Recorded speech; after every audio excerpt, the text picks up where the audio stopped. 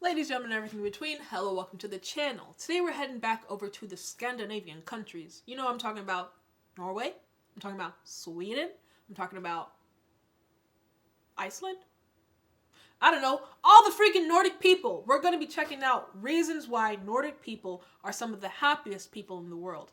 Now, you would think with all the snow, with the barely any sunlight time, they would be sad and depressed because that's how our bodies genetically, like our time clocks, are supposed to be. But no, they've got free healthcare, they've got job security, they've got a lot of stuff going on. And we did a video where we reacted to the school system over in Sweden, and that just gave me even more of a glimpse on what I wish America was like and how great y'all have it. So again, we're going to be checking out reasons why Nordic people are some of the happiest people in the world.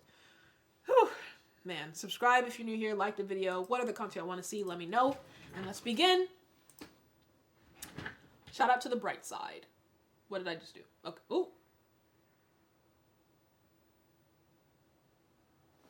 Let's unpack this, because what is this supposed to mean?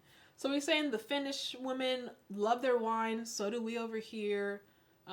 They have big boobs. We do here too. They're blonde. I don't know if that has anything to do with it. And she's in her pajamas, so she's relaxing. Whereas this chick looks like she just got stood up at a date.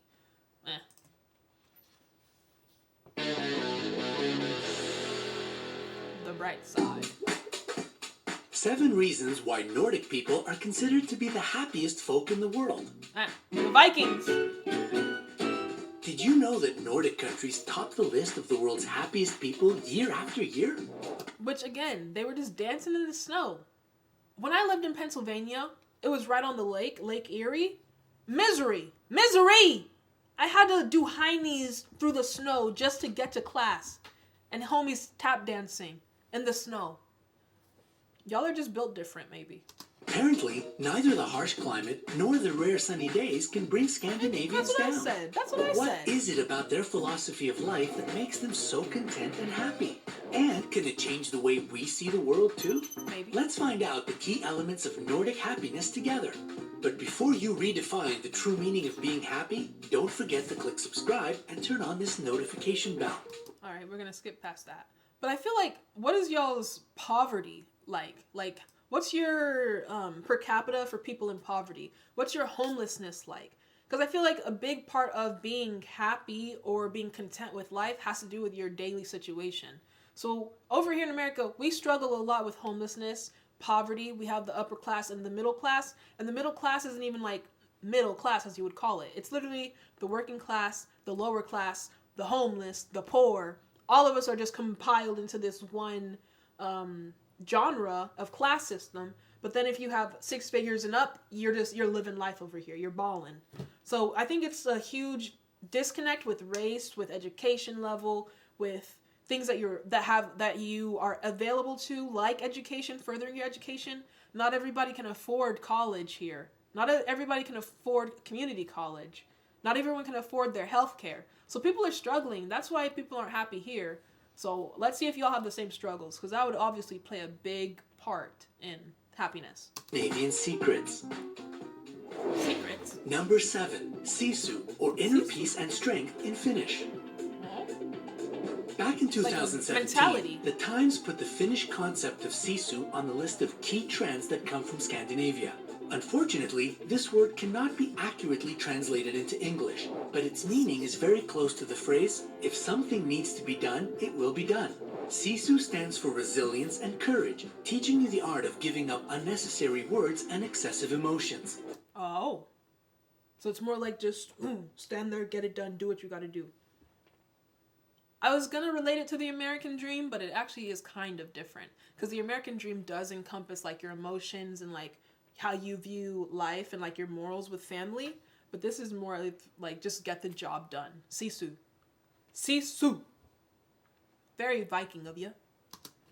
According to the Times, if you want to embrace the true spirit of Sisu, you should try to say certain words without making any facial expressions. Sisu. Money. Titties. Booty. Video. Reactor. I don't feel anything. Am I supposed to feel something with Sisu? If you're from Scandinavia, let me know. True, it won't be easy, but it'll definitely open some new doors in your mind. Is it like speaking it into existence? However, the whole point of Sisu isn't about how you talk, rather how you speak only about the case in hand. The Sisu lifestyle has less meaningless chatter, complaints, and showing off. Quite refreshing, don't you think? No wonder this philosophy helps the Finns appreciate social equality and stay so calm, persistent, and self-sufficient. I like how he said social equality. So it's not doing the act of Sisu like I just did. It's the lifestyle. Like it's kind of minimalism, but being very driven towards your goals. So like here, your goal may be, I want to buy that car, I want to buy this certain house, I want to maintain this lifestyle. Sisu is just more about you want to be sufficient. Like it's not materialistic things that you're chasing after, I guess. Again, to me, Sisu sounds like it's more of just a mentality of being, you know? Let me know if I'm right or not. Sisu. Number 6, Lagom, or how much a Swedish person needs. Minimalism. In Sweden, Lagom is a special skill necessary for living a balanced life. But, yeah, like, did you see that freaking scenery? It's different if you grow up in an industrial, huge country like America versus, like, we don't have plains over here. And I'm not talking about the ones in the air. I'm talking about vast areas of mountains and just, if you want to see that beauty, you have to go to a natural, what are they called? Natural reservation or whatever they're called. You have to go like out and search that. It's not just in your backyard. Necessary for living a balanced life. This concept of living can be translated as just enough, not too much or too little. If you look closely, you can find Lagom everywhere in Swedish society, economics, business management, and other spheres of life. However, in one's personal life, Lagom begins only when you put everything in your life in order and keep it under control. Huh. I practice Lagom because I'm always cleaning out my closet. Huh. Again, it's not, I guess, minimalist, but it's, again, like he said, only getting the things or doing the things or buying the things that you absolutely need. It seems like everyone's trying to maintain like a certain level of life, like no one's more successful than someone else, no one has it worse than someone else, everyone's on the same playing field. But I feel like over here that just would not work because again, we have a capitalistic country, so not everyone can be a CEO of a company or make 6 figures. You know, we need the people to work drive-thru at McDonald's. We need the people to be a janitor at my school. Not everyone's gonna have the same lifestyle. But then it's like, okay, well, how do those people who are in the lower classes and who have been born into that situation, how do they then level up? It's extremely hard to, because again, if you're born into poverty, how are you supposed to use money to get an education or make those connections through nepotism? It's really, really complex. Of course, it takes a huge amount of work and determination. But we all know that a journey of 1,000 miles begins with a single step, right? Yeah, I like that. In Toru Ville's book, Gluggaveður, The Scandinavian Happiness, Drinking Tea in Your Pajamas, he mentions a very meaningful Lagom parable. British, It kinda. goes like this. One day, an old cat met a kitten who was chasing his own tail and running and jumping around in circles. He asked the little one what he was doing. The kitten replied, "I was told that my tail is my happiness, so I'm just trying to catch my happiness." The old cat smiled and said, "You know, when I was young, I was told the same thing. I spent days and days." And now I'm a grumpy cat lecturing a kitty. Let's see what the moral is. He's trying to catch it. I was exhausted. I was in despair. So I decided to let quit go and just move on with my life. Exactly. And suddenly, I noticed something. You're What did happy. you notice? Asked the kitten impatiently. I discovered that my tail was there all along, following me. So don't chase happiness. Happiness will find you no matter where you go. So it's more so just do what you want, live how you want. Just live and you will get happiness, kind of. Don't go out and chase happiness. Happiness will find you throughout life. Kind of. Yeah, because I'm sitting here thinking, like, once I graduate nursing school, I want to get a new car. I want to go become a travel nurse and buy a new house. I want to pay off my mom's house. All these things are going to make me feel successful and fulfilled, which they will. But as of right now, what could I do? Like, what makes me happy right now? Filming videos, doing good in school, but that also stresses me. That the things that make me happy also stress me out. So it's, I don't know. But I like how Confucianism everything is over in Norway, or the Nordic people's lifestyle. And that's exactly what Lagom is. So to become Lagom happy, Toruville recommends keeping your income and spending in balance, cutting down on your energy and water consumption, reducing the amount of garbage, and reusing old things instead of buying new ones. So what are you waiting for? Start your journey toward Lagom today. This level of happiness is definitely worth the effort. This is also like, y'all should, if y'all grow up with these ideas, because I can tie this into financial literacy, mental health. Like, you grow up with these ideas, whereas over here it's like, go, do better for yourself, want better, strive and do anything you can to get better. Whereas over there it's just like, you are where you are and live how you can, and eventually you will be happy with it and be okay. Well, no, what the? Obviously y'all are gonna be happy. Number 5, Arbejdsglaede, or the Danish way to love your job. So, Arbejdsglaede. The A and E are a U. Arbejdsglaede. Or the Danish way to love your job. Let's see what he says about this one, because a lot of people over here are not content with their job, and there's no way you can fake it. The most well-known concept of happiness for Danish people is called Arbejdsglaede. To put it simply, it's the ability to enjoy what you do for a living. Maybe that's why Nordic countries always top the list of the most satisfied employees in the world, as per a yearly study conducted by the market intelligence and employer branding company Universum Global. We wonder, is there a list the Scandinavians can't top? But in all seriousness, to get the concept of Arbejdsglaede, you should answer one simple question. Why are you working at your current job? 1, because I have an audience and I like making videos. 2, nursing, because I have a desire to help people and help the sick and help the old. That makes me happy. YouTube makes me happy most of the time. Sometimes I can't stand making videos, but a majority of the time it makes me happy. So, do you try to find the benefits in your work, get along with your colleagues and supervisors, perform your duties the best way you can, and improve your skills? If the thought of all this doesn't make you excited one little bit, then it's time to change your job. After all, according to the Danes, a person is truly happy when they feel excited both to go to work and to go home in the evening. Well, yeah, because if you're going to spend 12 hours in your day, that's the shift for nursing, and you're miserable, you hate your coworkers, you're not going to be happy.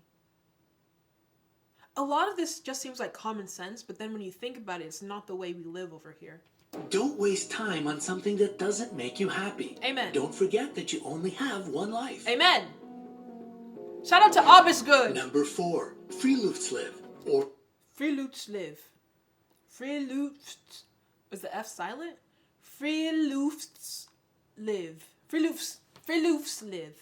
or loving Mother Nature the Norwegian way. The philosophy of Friluftsliv is all about spending time alone with Friluftsliv. The F and T are separate. Friluftsliv. Hey, I just spoke Nordic. nature in order to return to one's true self. While spending time outdoors, your main task is to set yourself free from the general rush and routine. There is only you, a backpack on your shoulders, and Mother Nature.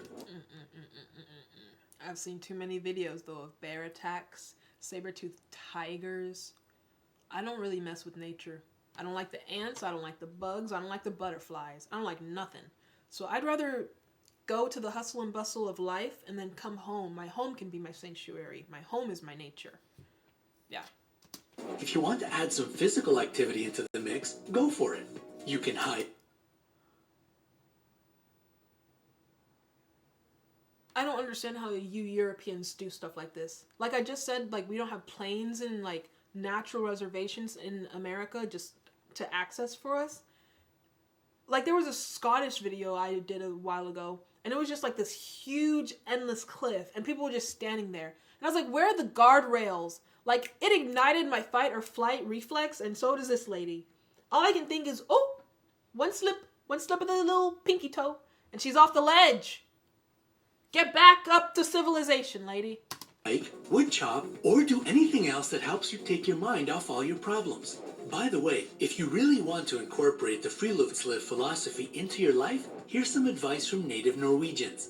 First of all, don't take so many selfies for social media. That erases the whole point of Friluftsliv. Your job is to be in the moment, so climb that hill or take that walk and keep the experience for yourself. I saw her foot hit that rock. If she tumbled, boom, boom, boom, boom, this would be a different video we're reacting to. But yes, I agree. I've even taken kind of a step back from social media because I was in a phase whenever I was coming up on YouTube, about to hit 100K on my other channel. And it was like, yeah, I'm popping, I'm this, I'm that. And I was like, ew, this is kind of like gross. Like, y'all don't need to know everything I'm doing every day. You don't need to see me. Like, I need to take a step back and be more secluded, get more rounded back into myself. I was getting lost in the sauce. That's our Friluftsliv. Lost in the sauce. Secondly, instead of mindlessly watching TV or browsing the internet, try filling your pockets with chocolate and candy and going for a long walk. Dentition? Cavities. Or is that not a priority over it with y'all? I know it's not for the British. Here comes a comment. Fucking Favour, we have good teeth over here in England. No, you don't. It'll be way more productive for your inner harmony. Harmony. Number 3, Gezelligheid, or enjoying closeness in the Dutch way. Gezelligheid. I just like the language, I think. Gezelligheid. Yes, we know that the Netherlands isn't part of Scandinavia, but... Speaking of which, I've been to the Netherlands. I was in Utrecht, which was very pretty, and Amsterdam, which was very pretty too. We can't leave this amazing Dutch concept of happiness out of the picture. The Dutch believe that happiness is basically synonymous with unity with their loved ones. Seems fair, right? Well, the time spent in the warm company of people who get you and support you no matter what can be described using just one word. Marijuana, because there was a lot of dispensary shops when I was there. I was walking down the street and every freaking block they had some green leaf paraphernalia. Gezelligheid. The word gezel means companion or old friend, and gezellig translates to cozy, pleasant, and friendly. Even Dutch proverbs contain the Gezelligheid belief. Gezelligheid. Walking with a friend in the dark is better than walking alone in the light. Don't walk... Walking with a friend in the dark is better than walking alone in the light. I prefer both. Because I'm also very introverted and I really need my alone time. But I also like to spend time with my friends. So I think it's a balance of both that's very important. Like, I feel like my ideal life would be a balance of the Nordic way, but also the American way too. Because the American way is like the toxicity, and you know, we're all human. We love toxicness as much as we love to deny it. Toxic people, toxic situations. There's a sort of fun to it, like a sadistic fun. But then if I want peace, I would live the Nordic lifestyle. So I want a balance of both. Walk behind me, I may not lead. Don't walk in front of me, I may not follow. Just walk beside me and be my friend. Aww. You have to remember that precious places and things that Y'all bring must back be vivid nice. memories or memorable long-awaited meetings with dear friends are all gezellig too. Gezellig. So there's only one rule for Dutch happiness. The Itty bitty ass card.